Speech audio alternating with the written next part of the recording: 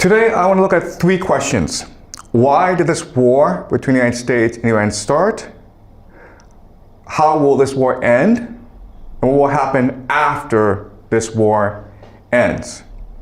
And to answer these three questions, we need to discuss the nature and structure of our reality. And the first thing you need to understand, which is very hard, is that our world is a hallucination. It's a collective fantasy, all right? So to understand this idea, let's look at Plato's allegory of the cave, okay? Plato's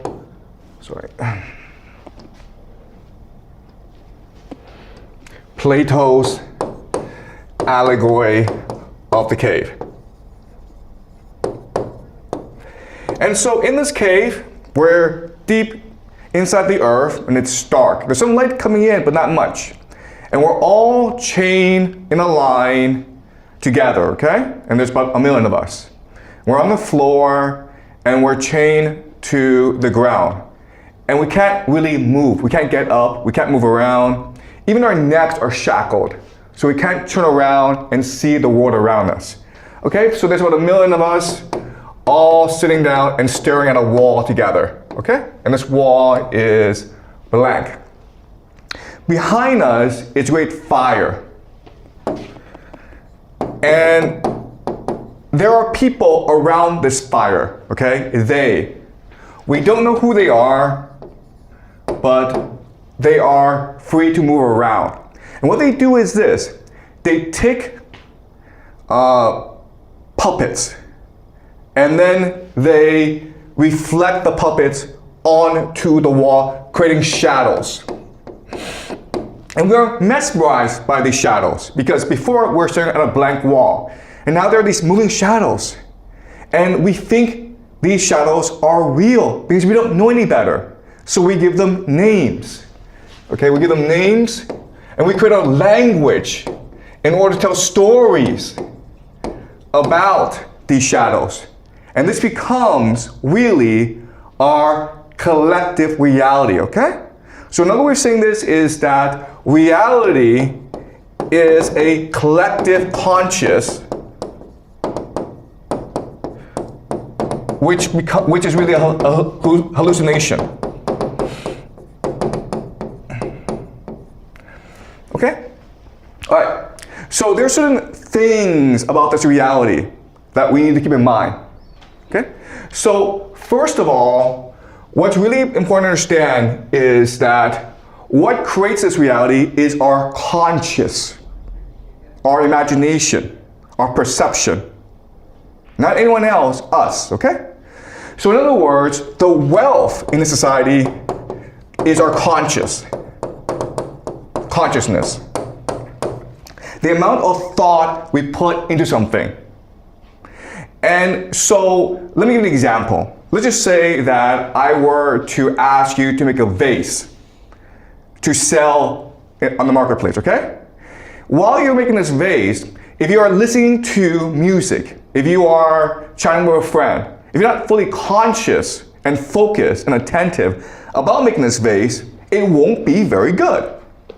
But if you are completely focused on creating the most beautiful vase you can, and you're not distracted by anything, then this vase will be beautiful and therefore more valuable in the marketplace.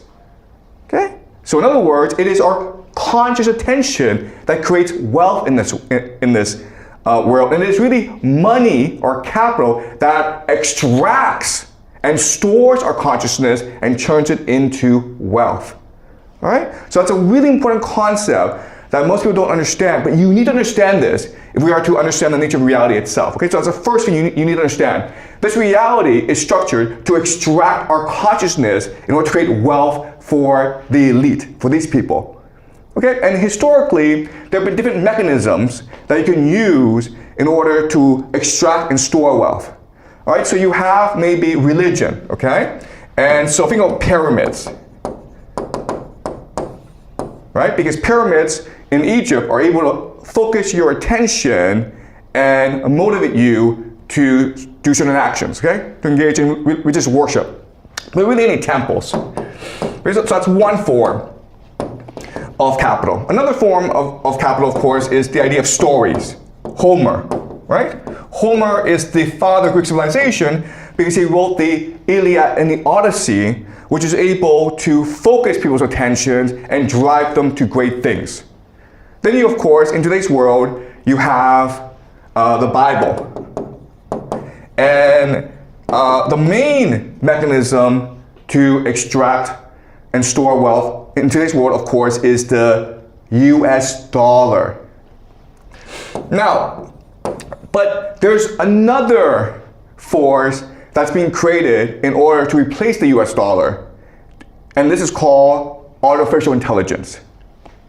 All right, so what we'll discuss later on is that there's actually a war going on for the soul of humanity, for the human consciousness between the US dollar, the old world order, and artificial intelligence, the new world order, okay? But I want you to keep this in mind. All right, so that's the first thing I want you to understand. Second thing that I need you to understand is that these people, we don't know who they are, okay? But what we do know is that they don't force us to do anything. There's not enough of them, okay? The way they maintain power is through manipulation and trickery and deception. And we know this because in Plato's allegory of the cave, one day, for whatever reason, one guy decides, you know what? I feel as though this is not the real world. I feel as though there's something outside this cave. So he or she starts messing around with the chains and realizes, these aren't chains. These are just like ropes. I can just like get rid of them. And this chain around my neck, it's like a ribbon. I can snap it off. And he doesn't know why he does this, but he does this. He does do this. And when he does this, they don't even care. Like, whatever, man, do whatever you want. And so he releases himself. He's blind because he's been in the dark all his life, but somehow he recognizes that there's this light, okay, outside the cave. And he is compelled to this light. So he's walking, stumbling to this light. And again, they are like watching him. They're like, we don't care. Do whatever you want, man. They don't stop him. He goes out into the light, and now he's outside, and it's pure light, okay? He's left the cave, and at first he's in pain, and he struggles to reorientate himself to this new world, but then eventually he falls in love with this world. It's a beautiful world, and it's like for him, heaven. And he's like, oh my God, this is the real world. The cave is a fake world that we created ourselves. Let me go back there and tell everyone about the truth. And when he goes back, the elite, don't stop him. Like, whatever you want, man, do whatever you want, okay? So they who are in power, you think they have an army, you think they have magic, and you think that they're evil, but really, all their power rests on our belief in their power, okay? They themselves don't have any power except to manipulate us. Okay, that's the second thing you need to understand. Now, the third thing you need to understand is that even though this is a fake world, people don't know this. They think it's real. In fact, they believe it is so real that they are willing to die for it. So that when this man who's seen heaven, who's seen the truth, who's come back to tell everyone, these chains that you have aren't real. We can break free and escape into the real world. If he dares to tell them this, together they will kill him. Okay, do you understand? So in other words, the reality is a hallucination. It's created by us, but we fall in love with it. We're so attached to it psychologically and emotionally that if anyone tells us it's fake, we kill them for it. Okay? So it's these three things I want you to keep in mind as we explore our world. Because our world is actually just Plato's cave. All right, so let me show you how.